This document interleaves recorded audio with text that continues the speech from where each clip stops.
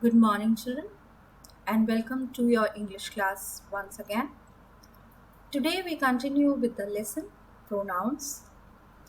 In our last lesson, we had discussed what are pronouns and the three types of pronouns. A quick recap: pronouns are those words that can be used in place of nouns. Instead of using the nouns again and again, we make use of pronouns. The three pronouns we discussed in our last lesson were, I hope you remember them, personal pronouns, possessive pronouns, and demonstrative pronouns. In our today's class, we continue with the other three types, and the fourth pronoun is interrogative pronouns. Interrogation means to ask questions. And so, interrogative pronouns are the pronouns which are used to ask questions. We have five interrogative pronouns which are who, whom, what, which, and whose. Who is used for people. Whom and whose are used for asking questions whether an object belongs to a noun. What is used for asking general information, and which is used for the other questions such as which of these watches is the best. So, whenever we have a limited choice, we make use of which. Here, I have made a table for you. Who, whom, which, and what are interrogative pronouns as they are used to ask questions about a person or object that we do not know about. We can also use these interrogative pronouns by adding ever to the words like whoever, whomever, whichever, and whatever. However, in our lesson, we are not going to make use of the compound words. So we will limit ourselves to the original interrogative pronouns. The next pronouns that we are talking about are reflexive pronouns. Reflexive pronouns are used to refer to a noun which has been used in the sentence earlier, and it stresses and indicates that the same person or the object is involved. One example which you always keep in mind regarding reflexive pronouns are they are words that end in self, S-E-L-F, or selves. The first example here, I believe in myself. So here I is the pronoun and myself refers to I, stressing that the person believes in himself.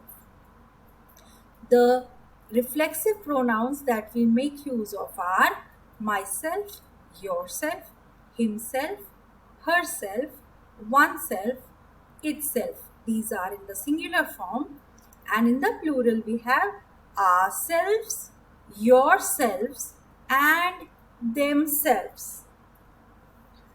These will be used according to the number of the noun or pronoun.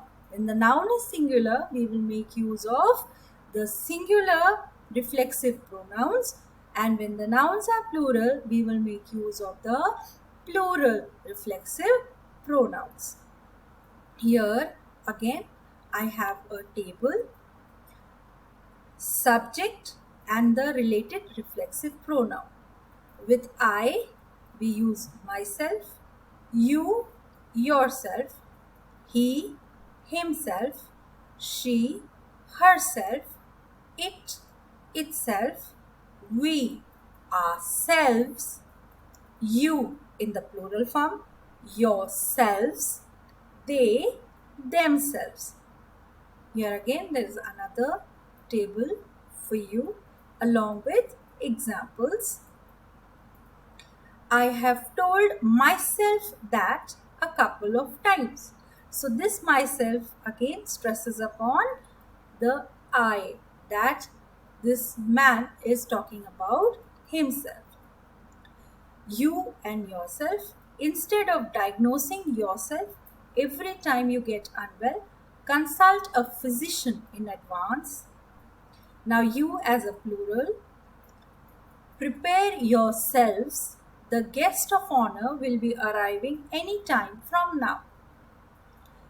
He himself, he bought himself a new tablet.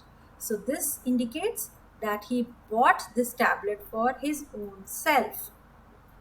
She herself, Mary cheated to herself. This is the right time for a vacation. It itself, without a good foundation, the house wouldn't withstand storms by itself. So here they are talking about this house.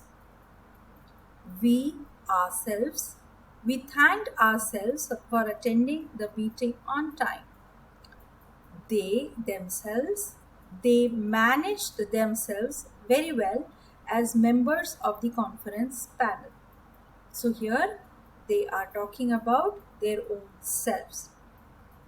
The last type of pronouns that we are going to discuss is the relative pronoun.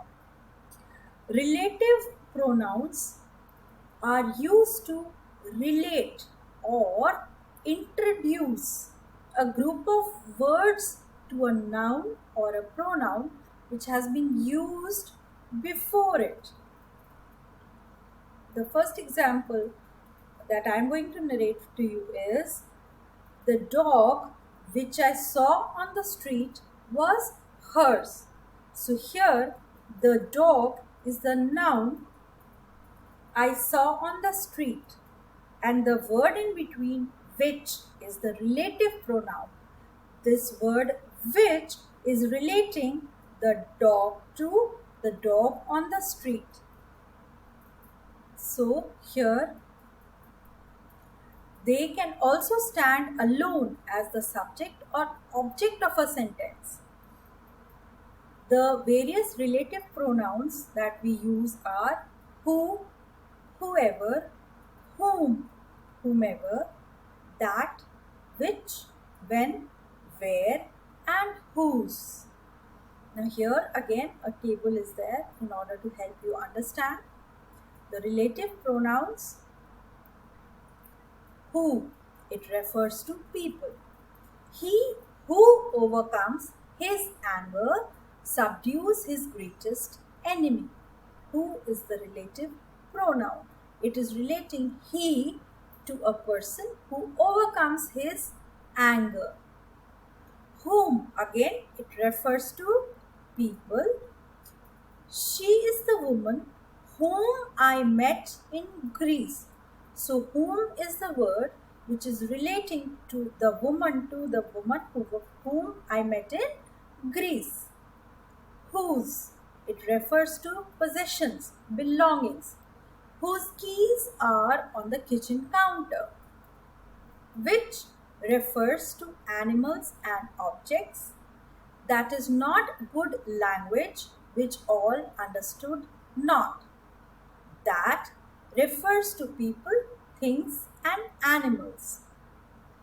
It's a poor mouse that has only one hole.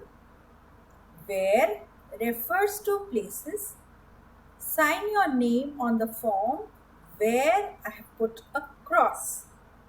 When refers to time. Let's cross the bridge when we come to it. Why refers to reasons.